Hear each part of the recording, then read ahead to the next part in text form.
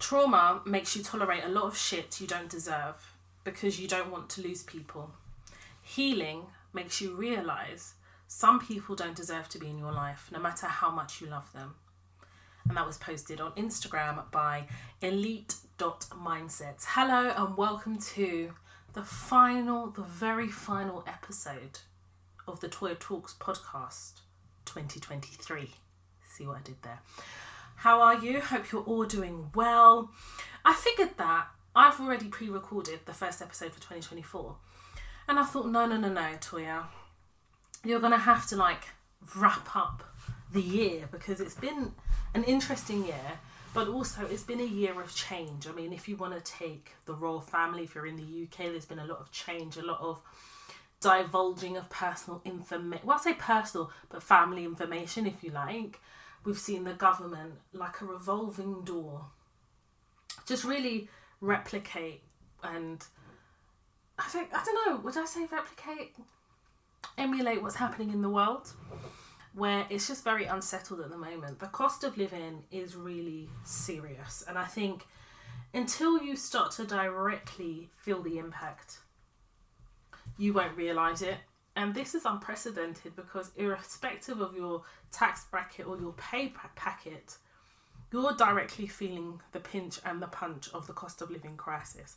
When they're having to put padlocks and security tags on packets of Lurpak, when the cost of petrol is becoming astronomical versus what we actually use in our cars, when you are now seeing families struggling to eat 3 meals a day, when you see people in food banks, the increased numbers over the last few years, it allows you to realise that life is really changing and it's not really for the better when you actually look at it holistically.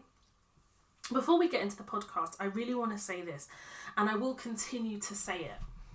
It's really, really important that you do not allow the government or politicians, but I would say primarily the Conservative government in the UK who are currently quote unquote leading the UK, that they are going to come up with some very outlandish manifestos. And you may seemingly think, oh my God, this is going to change aspects of my life. But it's really important that we sit in where we are now and remembering it's the same Conservative Party that have allowed the country to be where it is. This is the same Conservative Party who, quote unquote, and I say these speech marks, led or more like dragged us through the biggest pandemic this country has seen in several years. And the fact that we're in a cost of living crisis, the fact that inflation and just the interest rates as a whole is disgusting. When people are buying houses, the government are putting out schemes for people to buy houses and they're not looking at the long-term effect. And the reality is a lot of people are going to lose their houses because they haven't, they've been misled by the smokes and mirrors of the government. People are going to pay the price for it, for looking at life with rose-tinted specs when we really need clear lenses. And I think these are the things that we need to remember when it's time to vote. And this is the point I'm making here. Your vote actually counts. And I'm not sitting here telling you that, I'm an advocate for politics, but I'm an advocate for change. And I just feel like the Conservative Party needs to take a break.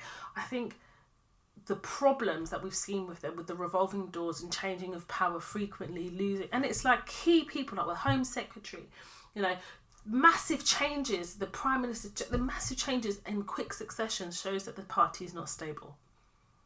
And in the country, we need stability. So the Conservative Party, are basically reflecting what's happening currently in society. It's chaos.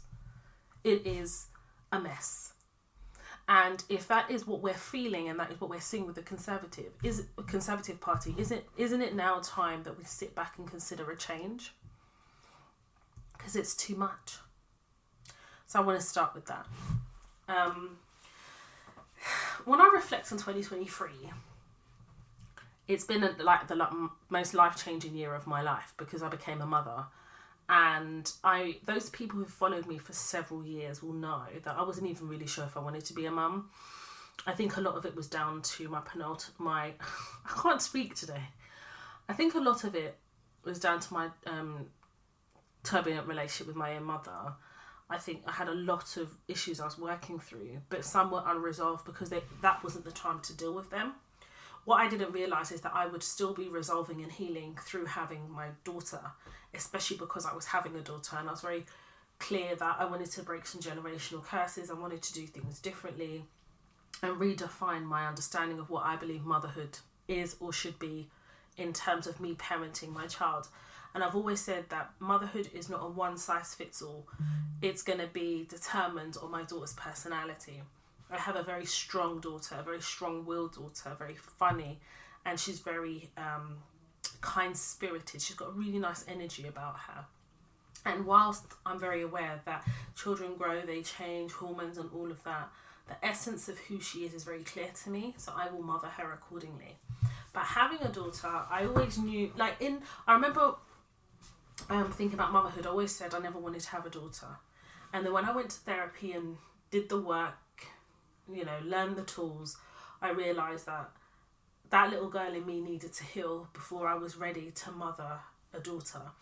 And now I'm in it, I'm just like, I feel so blessed that the ancestors gave me my daughter first, because there was so much that I still needed to heal whilst mothering her, and be confronted with a few things as well, like abandonment. Motherhood is a lifelong commitment. It's a promise that you're making. And I then had to deal with the reality that there was a promise that was broken to me. And that was really hard because my birth story was very traumatic. And even being confronted with the possibility of it going either way, I could have died. I left the hospital after 10 days. I was induced for 5, in labour for 5, and then I didn't leave the hospital until the 10th day. It will only tell you how hard it was. It was really hard. And then coming home and just being broken, physically, mentally, psychologically broken. And then I have this small innocent baby in front of me, and I need to mother this child. I have no handbook.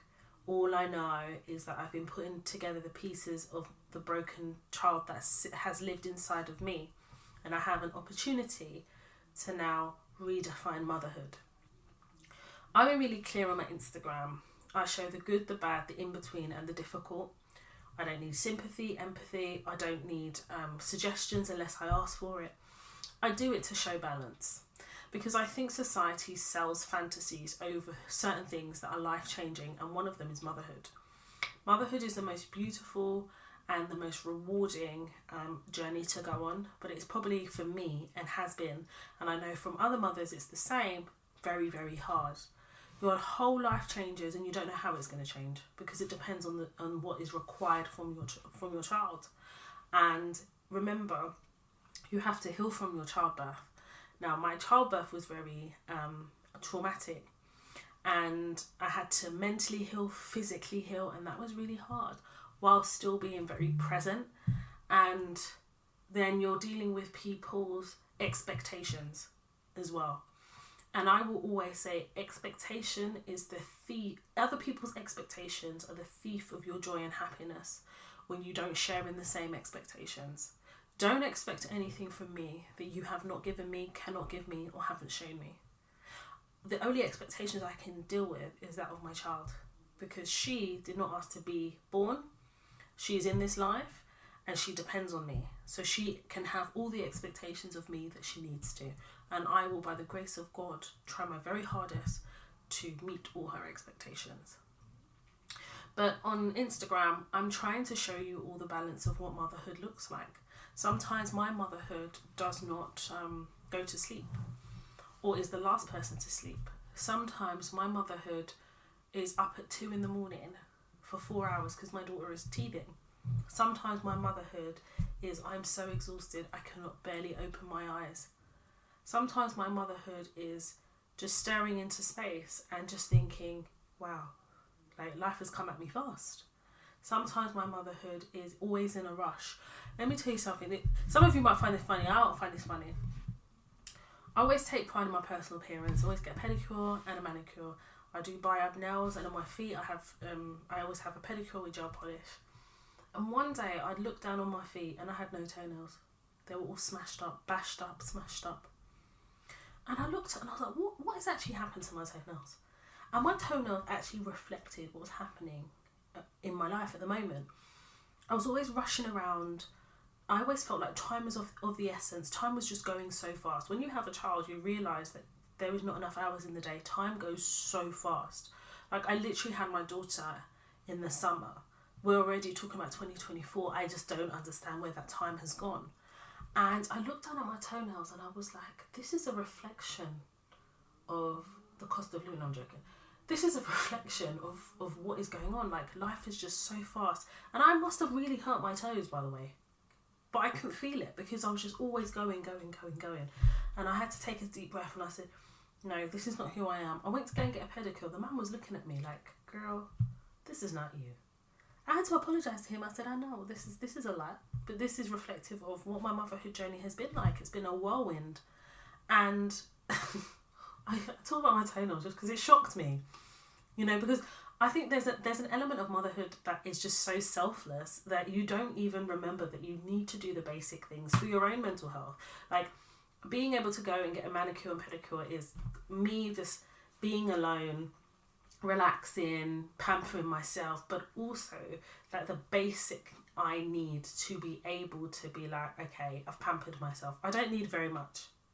So I had to take a step back and say, why am I always rushing? And it's because I'm still adjusting. My daughter's 7 months old. She's going to be 8 months first week of January. Like, I'm still adjusting to motherhood. Like, no one taught me this. You know, no one has sat me down and, you know, I'm going to tell you, the people who have been there for me the most are people that I actually don't know.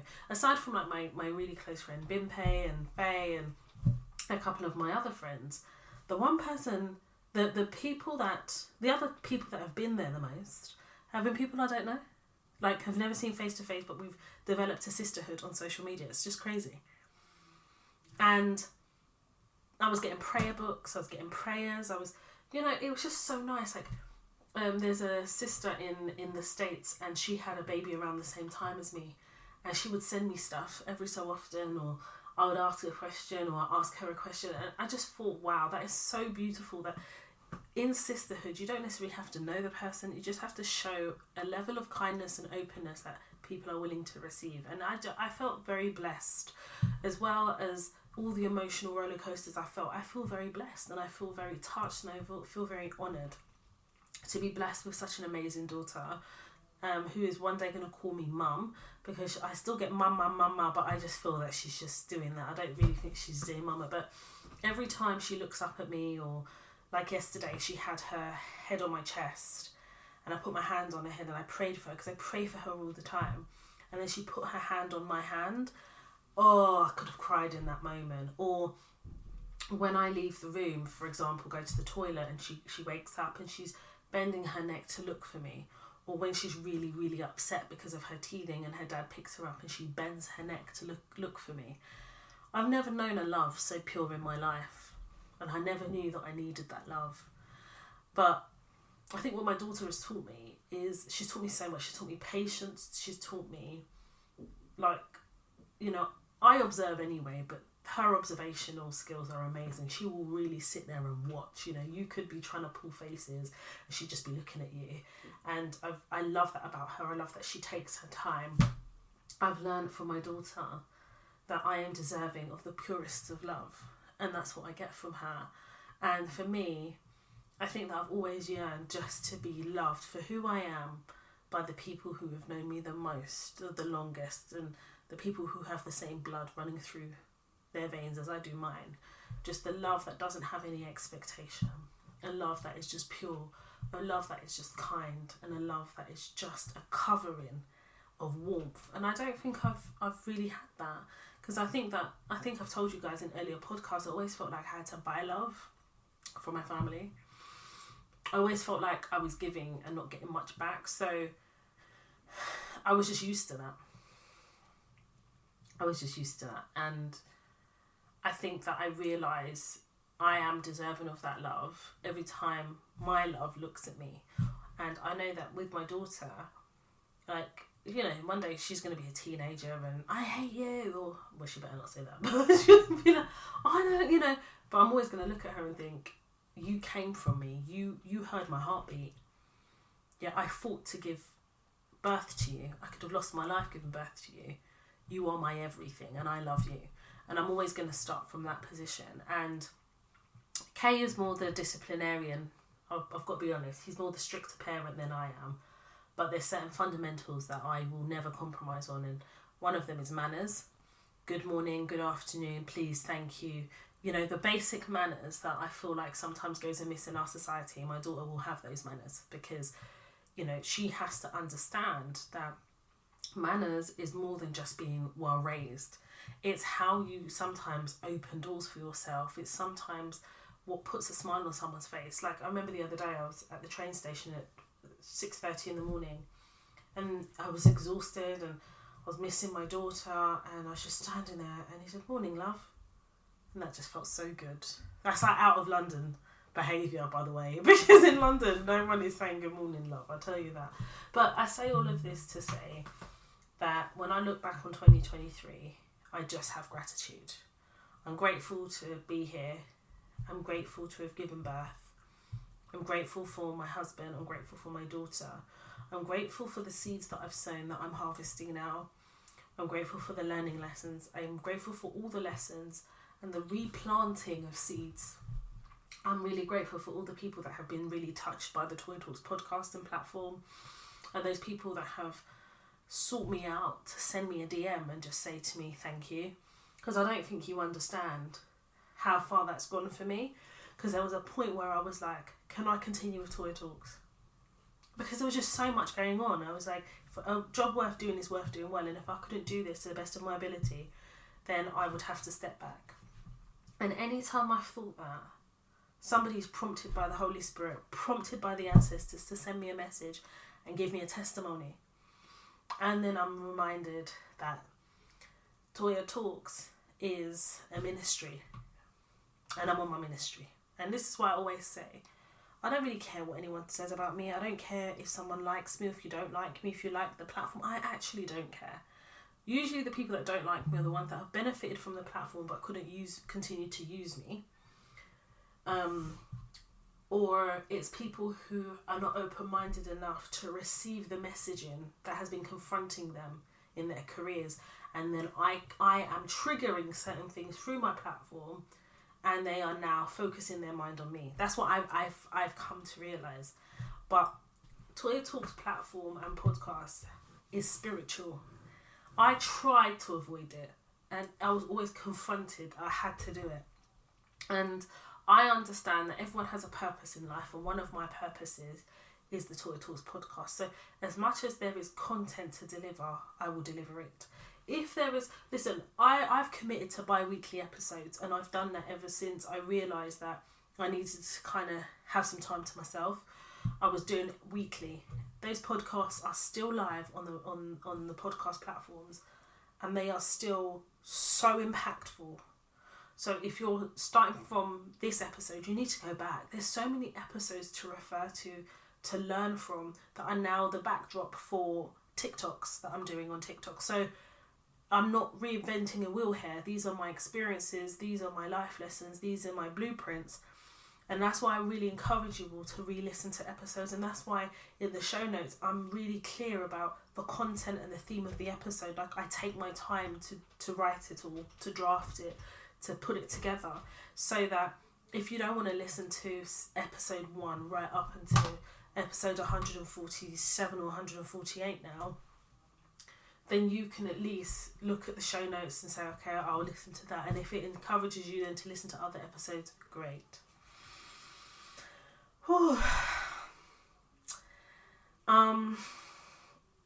I think that this year has been also about redefining boundaries. I think, you see, when you have different things that happen in your life that change you, teach you, that become blessings. So it could be, if you get married, if you have a child, it could be a new job, it could be a promotion, it could be, I don't know, meeting a potential love of your life. I feel like with everything that happened, buying a house, a car, immigrating, with everything that happens, you're having to redefine your boundaries.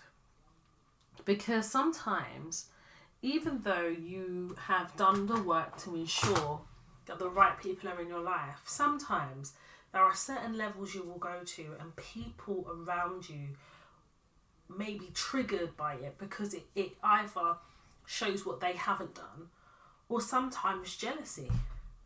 And I feel like when you are in different stages of your life, you may have a wide group of friends, but you'll tap into a certain amount of friends, if that makes sense. Or if you have a small friendship group, it magnifies how people feel when there are good news or even bad news. And I will say it's really important to keep redefining those boundaries, to keep re-emphasizing to yourself the expectation that you have of yourself and the type of friends that you want around you. What type of friend are you, and what type of friendships are you attracting? I think that when we talk about life and this year, and in previous episodes I've spoken about financial literacy and financial health, and that I've always had a really bad relationship with money up until the last, I'd say 7 years now. About 7 years, I would say it's taken that long to be able to sit here and say, not only do I have a better relationship with money, I have respect for it, but I'm under no illusion that I could relapse back into bad habits very easily.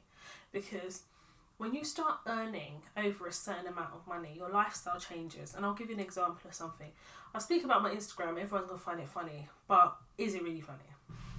So I remember, before I met Kay, I just used to drink water out the tap. I mean, I'm sorry, I had no money to this bottled water business. And plus, I didn't know the difference in waters. When me and Kay got together, Kay would only drink bottled water, and that's because he was living and working in Belgium, and the water there was, he said it wasn't great, so he would drink bottled water. So when we started living together, he would always buy Evian, and I used to be in awe of it, because I used to be like, wow, you must have good money for that, because I could just open the tap, and I said, I pay for Thames water, so why would I? And Kay would always look at me like, but I remember at home, my dad would drink bottled water, but he'd drink bottled like Turkish water, like the big ones. I'd still drink from the tap. So fast forward, I started drinking Evian water. And it was just, because it was in the house. And then I started realising there's a difference between Evian water and tap water. Albeit that you'd leave the tap water running and it would be ice cold. It was brilliant. But now I can't drink tap water. I can't actually drink it. So I drink Evian. And then as my career was changing and evolving, I became a contractor, making more money, tax bracket changing. Then I started to drink Highland Springs. Loved the stuff. And then I did Aqua, and then went back to Highland Springs, back to Aqua water, and then Fiji water. I don't know who the hell I thought I was drinking Fiji water, but can I just say, disclaimer, Fiji water is the best water I have ever drank in my life. It is crisp. And when it's cold and crisp, it's new levels of euphoria. Okay. I take water really seriously. But then, when I had my daughter, or when I was saving up for my maternity, I said to Kay, this cost of living crisis, it's a lot. And Kay works in finance, so he has a very interesting view on what's happening. He manages all our finances in the house, all our investments, all the assets, everything. He manages it. And when I say manages it, we have family meetings about certain things, okay? And I don't necessarily make a financial decision unless I've spoken to him, and albeit if I don't agree with him, I still run it past him, because again, I'm leaning into his strength in finance and his understanding where he has studied, worked, and he embodies finance. So Kay was like, listen, we're about to have a child. She's going into private nursery. It's going to be the biggest expense that we have. It costs more than our mortgage. So, you know, and a cost of living crisis, we're going to have to like really look at things to make some cost savings where we can. And as we're having this conversation, I'm doing a Sainsbury's order, and then I'm doing an Ocado order separately for my Fiji water. And then one day it hit me and I was like, I can't do this no more. My daughter's milk is £21 a tin. She drinks Kendamil goat milk because she has an intolerance to cow's milk. Because they suck you in, you see. Kendamil and is it Nanny Care? Probably some of the best powdered milks for what I want anyway, in terms of nutrients and what I would want for my child, right? So everyone's different. So I was like, right, if this is going to be £21 a tin, and it's not just like, now as she gets older, she's going through more tins, and also as well, I've got to provide a tin of milk to the nursery. You would think that they would find the money in the fees to pay for this milk. No. And then I was like, I can't live like this. I'm going to have to cut costs. Because a 12 pack of Fiji water was costing me close to 30 quid, if not 40. I can't remember now. Don't make me go through my Ocado list because I don't want a flashback of what I used to do. I had to cut it out. I had to cut out the Fiji water. And this is what I'm saying. Like when this year has been so reflective from a financial aspect as well. And I think no matter how much you earn, sometimes when you earn more money, your lifestyle changes. It really does. But I think the power of coming from poverty or coming from a poorer background is that you know where you came from. So you know where you don't want to go back to. Yeah? And, you know, my dad always used to say, when you forget where you came from, you will always go back there. Whew! If you forget where you have come from, you will always go back there. I said, I ain't going back. I cut out the Fiji water. So I was on the aqua water. That's proving expensive as well and hard to find in the shops as well. So my sister-in-law went out with Kay this evening and she brought back a bottle of Highland Springs because she's got a thing about water as well. But in Belgium, they have good water. They've got a spa, right? So my sister-in-law was like, oh, this is really nice, Toy. Your water's good, but this is good. And I was like, why did I stop drinking Highland Springs? I asked Kay, says he doesn't know. So I'll be going back to Highland Springs because I don't think I have any business drinking Fiji water. I just put the Highland Springs in the fridge. It's cold. I'll drink that. And there's nothing wrong with it. I just think that I forgot where I came from. And I could have gone back there, but I had a review of myself. And this is what I'm talking about. Like, we shouldn't just review ourselves and our life at the end of the year. I think we should have periodic reviews of our life in situ. And I tend to do that. I tend to kind of reflect. But I think a lot has happened between the summer and now that I haven't really been able to do that because things were just fast. And now things are kind of like steadying and leveling out. I'm looking at things holistically and I'm reevaluating certain things in my life. I had a conversation about my career. No one's really ever asked me certain questions about my career, and my sister-in-law is like a specialist in HR. Like, she's good, like really good. And she asked me 2 questions about my career, and it just catapulted the way I kind of wanted to approach certain things. So as the months go on, I'm going to reveal a few things that I've been working on. So, I digress. Sorry, you know I speak in tabs, you know, like on the laptop. So I'm going back to the water tab. So I'm back to Highland Springs and I'm cutting my cloth, not just according to my size, but I'm cutting my cloth according to the interest rates, which is wild. We're all affected. A lot of us that locked in our the interest on our mortgages for the next 5 years. In the next few years, we're gonna have to reevaluate. And I just don't understand. In America, they can lock in their interest rate for 10, 15 years. In the UK, it's a maximum of 5 years. There's so many things in this society that is broken. And another question I have to ask myself is, do I see my life here in the UK? I have to ask myself that question, because it's not just my life, it's my family, it's the family that I've created with my husband, it's my daughter's life. Can she fully live a full life as a child and be left as a child to grow as a child in this current society that's trying to shove things down children's throats? Like, kids can't be kids in this country anymore, because they want to, a child may have a question about their gender, and suddenly we're having questions about, or throwing down the child's throat about gender reassignment, and are you sure you're a girl or are you a boy, rather than just allowing children just to grow and flourish in who they are. And if they do want to change who they are as they get older, that becomes a choice. But in this society where we're not allowing parents to parent, there are parents who want to actually parent. This society is putting one hand behind our back. And then when the child derails, then suddenly, what were the parents doing at home? So we're living in a society, for me personally, where I don't think children are allowed to be children.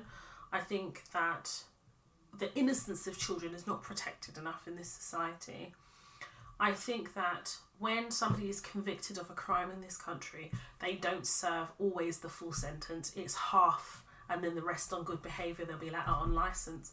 So you're dealing with a society that doesn't even have the stringent rules and sentencing powers to fully exercise the weight of the law. I personally don't know if I can continue living in the UK with a government as flaky as an unpedicured foot. I don't know if I can live in a society that doesn't protect children in the way they should be protected, by enabling them to just be children. I will go somewhere and buy my child a book and it will have all these beautiful colours of the rainbow.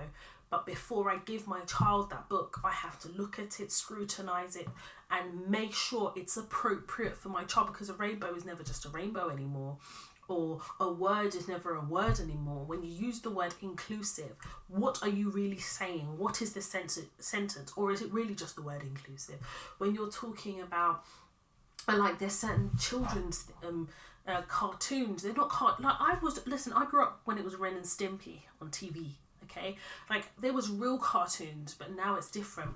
I've got to be watching these programs and making sure that I'm doing my due diligence before I ever allow my child to be exposed. Even Miss Rachel, her voice was too high pitched for my liking. She was too happy, girl. That one was too loud. So I thought, you know what?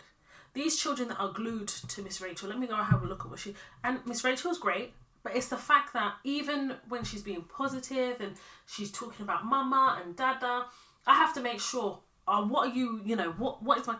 And it's not like the light touch that our parents used to do. We have to really sit there and sense check stuff.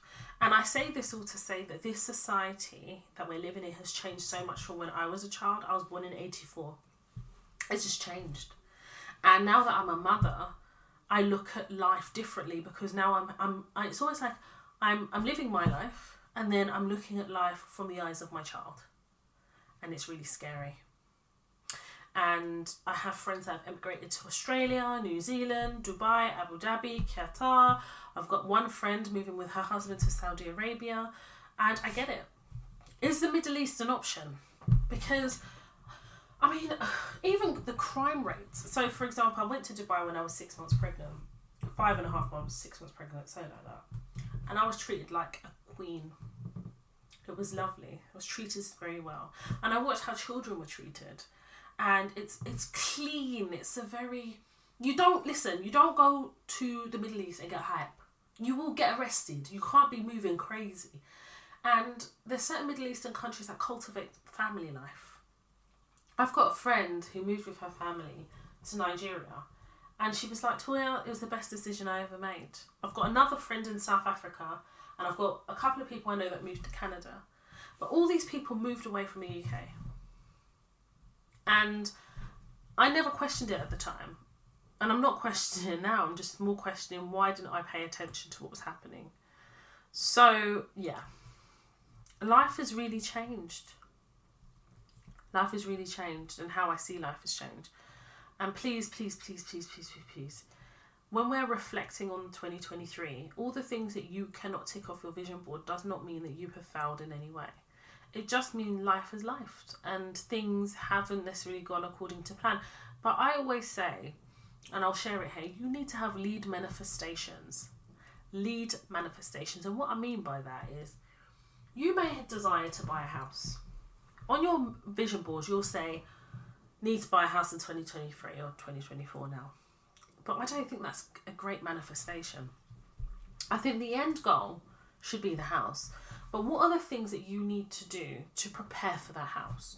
Do you need to have a certain amount of savings? That needs to go on your vision board. Because that's going to hold you accountable, that vision board, to making your end goal of buying a house more achievable. Is it that you have to keep your credit really good and make sure that you never default? That could go on your vision board. Is it that you're going to twice a month buy something for your new house so that by the time you do get your house, you're not having to focus on the small stuff because you've got it already? That needs to be on your vision board, because all those things are sowing the seeds of the end goal that you are trying to manifest. That is how you do a vision board. I have an episode called Vision Board and I can't remember what it's called. Vision boards and manifestations. Can you imagine 48 episodes? I will link it in the show notes. And I talk about how I put my vision board together. And I think the only thing I would add is the lead manifestation, because I was doing it anyway, but I just didn't call it anything. I think vision boards are really important, that hold you accountable to achieving your end goal, but people focus on the end goal and don't focus on the in-between stuff. And I think that is a problem that we have in our society, that we're so focused on A, that we're not looking at in between A, what we need to do to get to A. And I feel like if we spent more time looking at the in-between stuff and working that through, the end goal becomes more achievable. They don't teach us that at school, do they? I can't wait till my daughter gets to a certain age where I can do vision boards with her, because I'm sure she's got visions and she'll have things that she wants to aspire to, and it could be to get an A in her math test. It could be to get the lead role in her theatre school if she goes to theatre school. It could be that she wants to be a mathematician, so she needs to make sure that she, at her GCSE, bear in mind my daughter's only 7 months, but what I'm trying to say is I need to teach her, and she'll learn it from me, that it's not just the end goal, it's the bits in between. Because if you get the bits in between right, or you hold yourself accountable in achieving them, you will get to your end goal. And we need to be nicer to ourselves in that you're not going to have what everyone's supposed to have. You're on your own journey, and we know all of this, don't we? But rather than focusing on what other people are doing, if you focus on the in-between stuff, your lead manifestations, you've got no time to be looking at somebody else's journey. And every time your vision board is obvious, so for mine is above my desk, I can't run away from it. Sometimes I catch my daughter looking at my vision board. I'm like, yes, girl, hold me accountable. We're living in a society that is really hard to save now. Listen, I'm on 6 figures. I'm telling you it's hard to save. But we need to try and save, because savings gives you a freedom. But in this society, it's becoming harder to save with the cost of living crisis, and I know that. But there was something my dad used to tell me to do when I was younger, and he said, Ada, save £50 a month. Just put a stand in order to save £50 a month and remove your mind. And I remember one day, I was at uni and I was struggling, I needed some money. And I remembered that £50 a month that I was saving, and that was a good £500 in an account that I didn't even remember that I was saving. And I've lived by that. I do it for my daughter's account. I'll save a set amount every week and just close my mind. And I don't even know how much is in that account now. And I'll do that for the rest of my life. I'm going to teach her to do it. Sometimes it's not about the big steps we make, it's the small steps. If you don't earn enough money already, how are you supposed to save? That's what I always used to say. But even if I save £1, I'm saving something. Even if it's £5, I'm saving something. I feel like we trivialise what society doesn't deem as large enough, when sometimes you have to take small steps to take the big strides. You have to take the small steps to take the big strides, but no one wants to talk about that. Everybody's got their eye on living that Dubai lifestyle, or living that Hermes and Birkin, Selfridges lifestyle. And don't get it twisted, I like nice things. but I like savings because savings gives me freedom. Savings gives me the ability to tell you to stick your job if it's too much for me. Savings gives me the ability to say, do you know what? If you don't want to negotiate with me, it's fine. I don't need your job. I'll walk away from this and I'll wait until the right job comes. Savings gives you an advantage. Savings gives you a secret advantage. It gives you a freedom that allows you the opportunity to make autonomous decisions. But in order to have savings, you have to have a better relationship with money, to know the value of savings. And I also accept that you have to be in the financial position to have savings. And this is why I've always said to every one of you on this podcast that has listened, it's really important that you learn to negotiate. So many of you are still writing to me saying that you were offered a role, you accepted it, but now you're looking back and in hindsight you should have negotiated. You can't say those things to me because I've got episodes of knowing your value, advocating for yourself. Financial health and financial wealth comes from the wealth of the mind. You have to know that you are deserving of more than what the crumbs of what society are offering you. I always lead by this. The first thing I'm offered in society are crumbs. If I just accept that, even if you're offered 90,000, I still have to accept that the first thing society is going to offer me is crumbs, because we're living in a society that doesn't respect black women, doesn't value black women, and doesn't understand the value of what I've had to go through to get to a position where I'm able to sit in front of you and interview. So what you are going to give me is the bare minimum. And you're going to give me the bare minimum because you're going to use me as a cost saving exercise, and you're going to do that so that you can report that you've made savings through taking away from my plate. So if I start from the position of you are going to start by giving me crumbs, I don't like crumbs. People don't get full from crumbs. I need a loaf. So in order to get a loaf, I need to negotiate, because you cannot pay me what I'm worth, but you will pay me what I deserve. You will not pay me what I'm worth, because why would you want to do that? But you are going to pay me what I deserve. The negotiation masterclass is still valid today.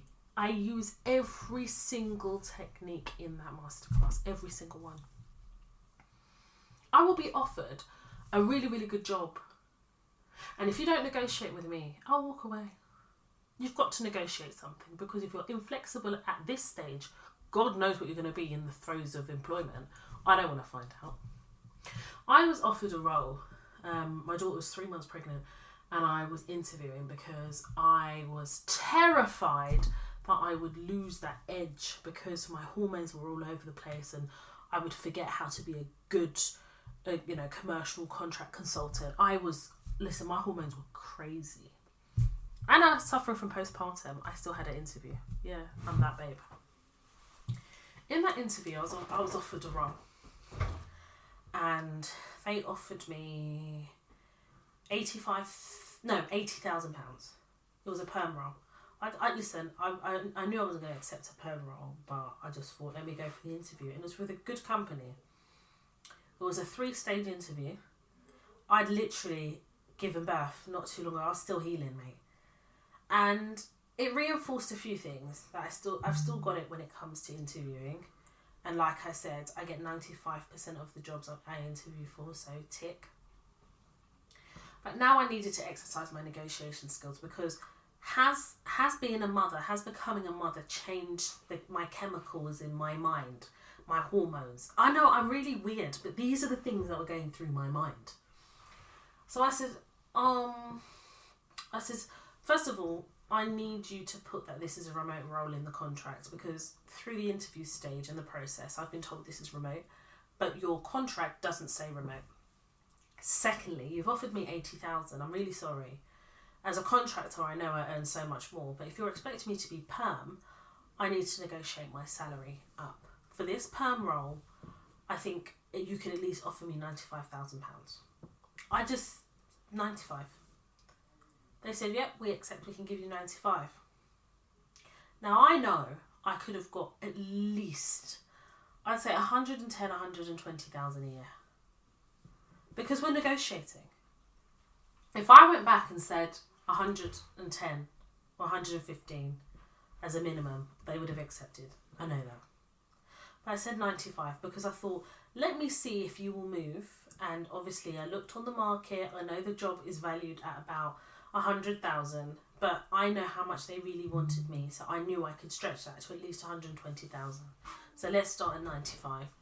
And depending on what they concede in the contract, if they don't concede in certain things, then I'll say, okay, well, I need more money here. So for example, the pension scheme that they offer isn't great. I've got my personal pension. So what I could say is, rather than, say 95, I want about 120,000 because the pension that accounts for however percentage of this package, I have a private pension. That's how I'd be negotiating, honey.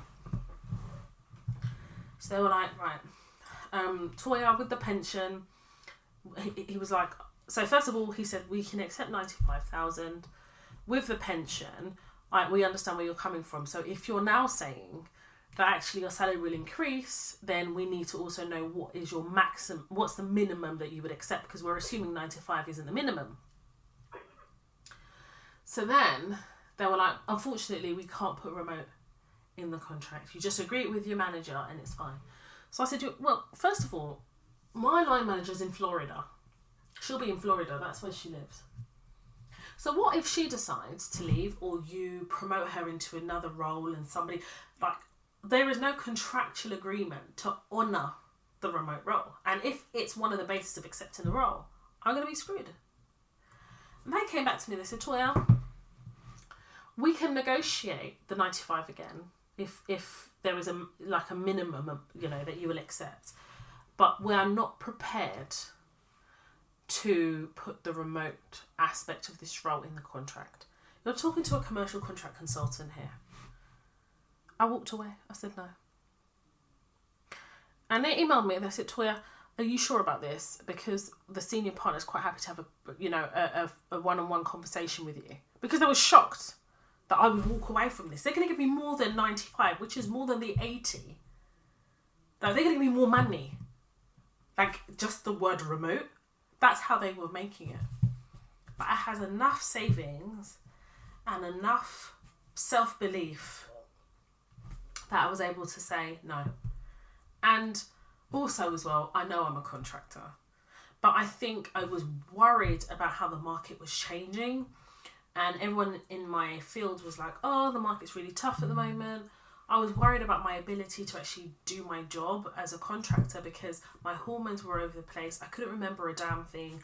I'm a mother. How do you balance motherhood and work life and everything else? Like, my life has changed. Oh my God, panic, panic, panic. Let me look at what the perm market is saying. That was the only reason I was driven to apply for that job.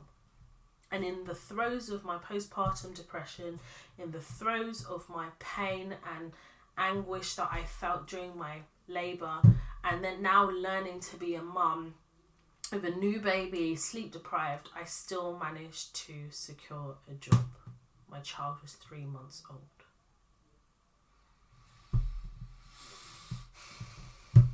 I believe in myself because I feel like sometimes life will push you to the edge, and you have to make a decision to bet on yourself, not bet against yourself. And I bet on myself each and every time. So this year, I made a decision that if I'm not betting on myself, I'm betting against myself in all aspects of my life. And I've proven to myself that I can, I will, and I always. Rail fares are set to increase by 4.9%. And if we're going to talk about financial literacy and savings and stuff like that, this is a massive, massive increase that affects each and every one of us. Because what we're saying is, organisations are forcing, especially perm employees, to come in Monday to Friday in some roles, mandating 3 days in other roles, and putting people on final warnings for not coming in 3 days a week. And there is this sustained push for 5 days. It's 2 days, then it's 3 days, then it's 5 days. It's unsustainable when the rail fares are going up.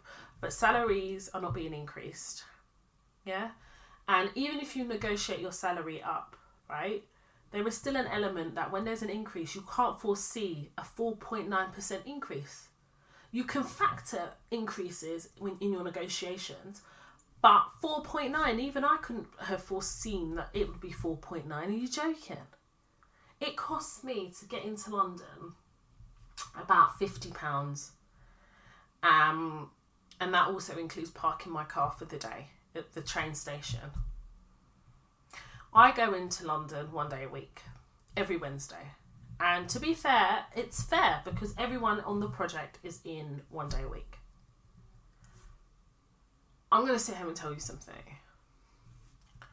The rail increases of 4.9% is set to come into effect in April, so end of March, April, a new financial year.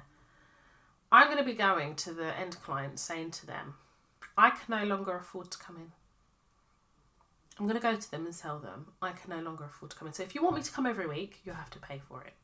However, I'm willing to come in bi-weekly. That's the compromise. And if they don't accept the compromise, I'll walk away from the contract. That's where I'm at.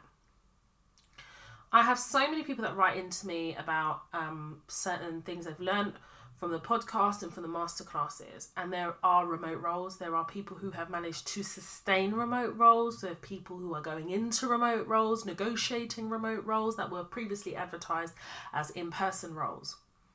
And I'm sitting here telling you that I have had people come to me and say, Toya, how am I going to deal with childcare if I'm required to go in mandated 3 to 4 days a week?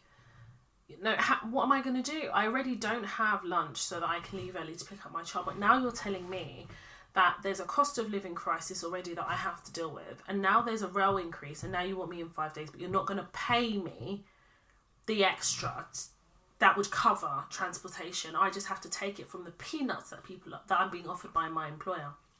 And I will always say this, as I've said this before. As employees, as contractors, a lot of us lost our power. And I say us, I didn't lose my power because I stuck to my guns. I saw the benefits and the rewards of being a remote worker, and I maintained it post-pandemic lockdowns. I maintained it.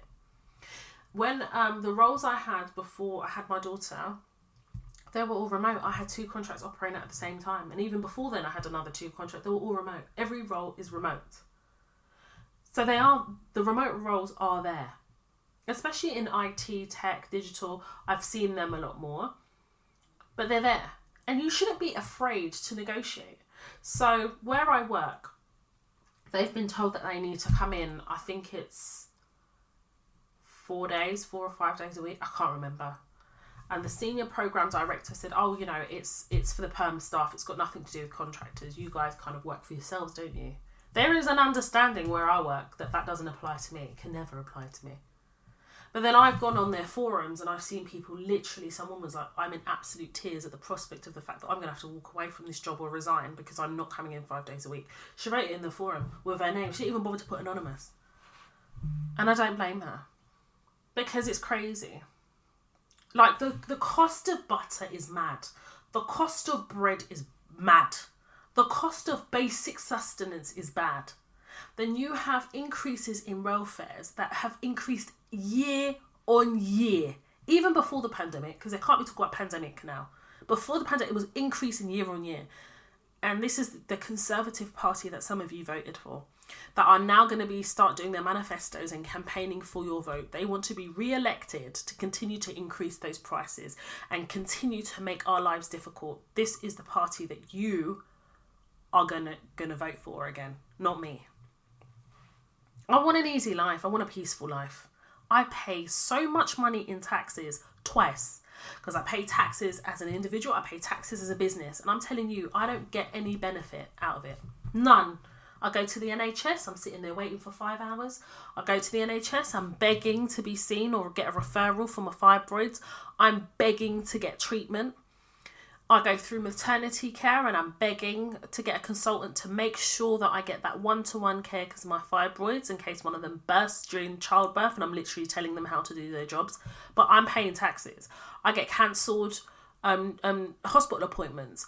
Can't get an appointment with my GP without flipping arguing with the flipping lions of bloody receptionists, but I pay for that receptionist through my taxes. I don't get the benefit of the taxes I pay at source. And then again, is this country where I want to be? Because this is mad. It's becoming unsustainable to live a happy life in this country. So when you see doctors and nurses emigrating to Australia because not only do they get the good weather, but they're getting paid good money and are well taken care of, do you blame them? No, I don't. When you've got people leaving in droves to go and emigrate to different countries, do you blame them? No, I don't. Why am I begging? And this was me paying into the system. Before I knew about therapy and really understanding therapy, I begged my GP to do a referral for a therapist. Do you know, after 2 years of that referral, I still didn't get a therapist. And that was after my dad died. I knew, I was like, I had to pay privately. So I'm paying into a healthcare system because I have no choice, and I'm paying again because the healthcare system itself is broken. Conservatives. I say all of this to say, in this end of year wrap up, you need to look at life properly. And as the years are now going on, we have to make better choices about the government we vote for, about the strength of our vote, about having those difficult conversations with your employers and making sure that you have an exit plan for certain jobs. Because I'm telling you, as I've told you before, there's no such thing as a job for life. No one gives a shit if you've been in a job 10 years. They don't care. When they're ready to make you redundant, they don't give a shit that you've been there 10 years. The only thing that would worry them is the redundancy package they'd have to offer you. That's about it. You don't owe any organisation any loyalty. Because if they owed you any loyalty, with the rising increases in taxes and in interest rates and with travel rates, they would just automatically just give you a pay bump to reflect the difficulties that we're all encountering now. You've got to come up with a strategy of negotiation. You've got to go back and forth. It's fucking exhausting, if you ask me. Now, I never thought that this episode would go down this road, but we're down this road. And I'm saying this all to say that we need to start having those difficult conversations. Because some of you are waiting for this noise. That knock on the door. Hey, darling, we'd like to give you an increase. Are you okay to accept an increase? That's not going to happen, babe. You deserve more. Oh, but Toya, I'm not sure because I don't have a lot of experience. I feel like if I stay here for another year and get my experience. Bullshit. You could be working for somewhere for a year and that's more than enough experience. My question is, how have you reflected that experience in your CV? Have you purchased that CV masterclass? Have you invested in your next stage of your career or your next decision-making milestone? Have you invested? I think we all have similar issues but tackle it in different ways. So for me, it's, one day a week in London. It's not bad in comparison to what I've heard, but I'm a remote working babe. And whilst going into London is great for my mental health, I'm not going to lie, it is. And it gives me an opportunity to kind of see what's going on in the world of work in an actual workplace. And also just, my daughter's in nursery, I'm kind of going back into civilization a little bit, but it's expensive. That money could be going towards my child. So in April, I'm going to be having somewhat difficult conversations for them, not difficult for me. And the reason I'm leaving it until April is because I need to be embedded in enough that the risk of losing me is too great that they will just accept bi-weekly. Yes, strategic. Because once you deliver and you become an asset, the idea of you no longer being there creates a problem for them, not for me. I'll still apply for other roles. I'll still have meetings and interviews and stuff. Because if they don't agree, I'm quite happy to leave. I will honour that promise to them to leave.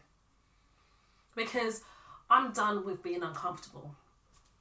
I'm done with being financially constrained because I'm living in a society that doesn't respect the fact that we have to work to pay into a system that doesn't work for us. I'm tired. How about that? Wow.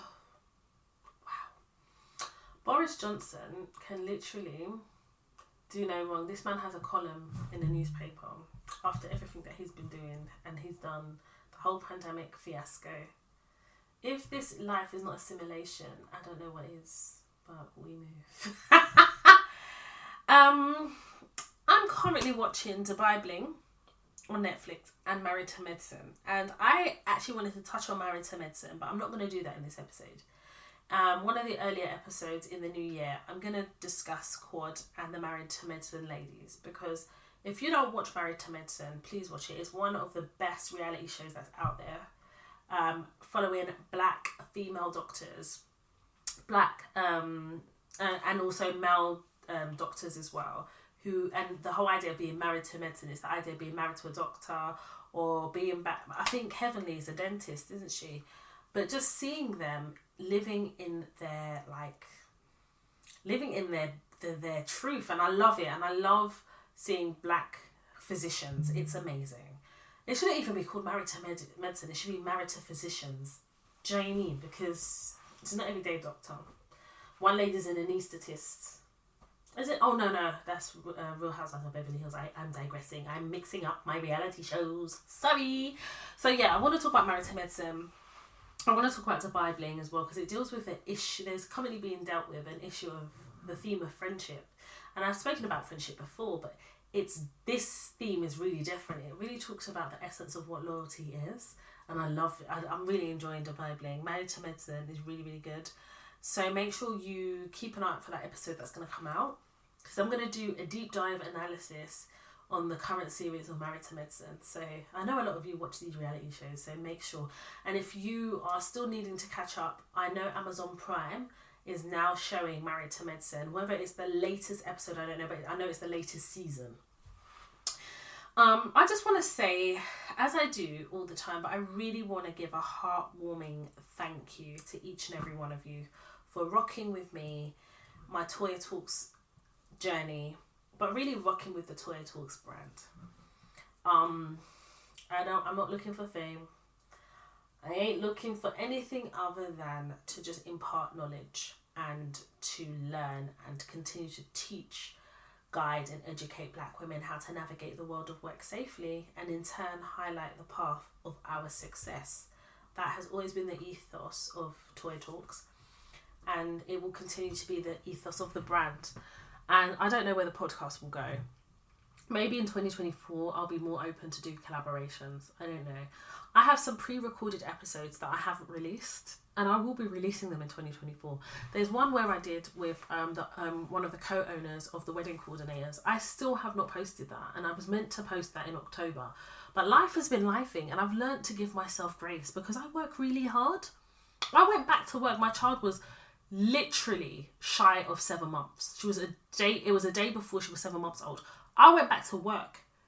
Yeah? I didn't have the full 1 year off. No. So I give myself grace because I try my best. I do not operate my life on a bare minimum basis.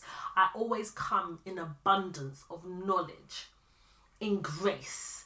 And I always come with an abundance of wanting to teach and educate. So if it means that I haven't done certain things, I'm not a robot. And if I was, I'd be an AI, but it's fine. I'm not a robot. I am just a black woman that has attained, touched, felt and enjoying success. And I want to teach you all how I did it, how I'm doing it, how I'm still navigating, and also how I'm getting my money up. That's what I'm trying to teach here. And still having to navigate white-dominated spaces, macroaggression, racism, discrimination on different levels, and also just being made to feel like I don't belong or I need to be better. These are the things I'm trying to teach here, how I'm managing to navigate. And whilst it is often very exhausting, I feel like the information is very much needed, because if it was the younger me, I wish somebody taught me some of the stuff I've had to now learn and teach, because I feel like I could have avoided quite a few things. But as I get older, And I see life for what it is. There's nothing like kind of cheating death through childbirth that really gives you a unique perspective of life and a lower tolerance for bullshit. Happy New Year. Of course, Merry Christmas, but Happy New Year. Thank you so much for all your love, support, DMs, testimonies, dilemmas, listens, downloads, shares, reshares. Thank you for all the positivity that you show me. Thank you for all the group chat conversations that you create based on some of the topics and the themes of the Toy Talks podcast. Thanks for re-listening to some of the episodes. Thanks for finding me. Thanks for being a new listener, a reoccurring listener. Thank you for being an avid follower. Thank you for being an avid follower of the shared want and need to succeed. Thank you for all your beautiful DMs. Thank you for all the comments you leave on the podcast platforms like Spotify and Apple. I read all of them. Thank you for participating in some of the polls that I put up on Spotify. Thank you for watching on TikTok, sharing, resharing. And thank you for always coming here to listen, to learn, to support, to grow, and to be better. Here is to 2024. More grace, more money, more happiness, success, love, peace, life. Thank you so much. My name is Toy Washington, and you have been listening to the Toy Talks podcast.